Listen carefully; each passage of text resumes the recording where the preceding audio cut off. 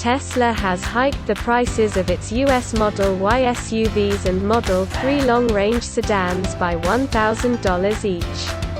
It has also increased the prices of some China-made Model 3 and Model Y vehicles by $1,582.40. Its website revealed. Tesla's Model Y long-range car's price has reportedly jumped 20% from January 2021.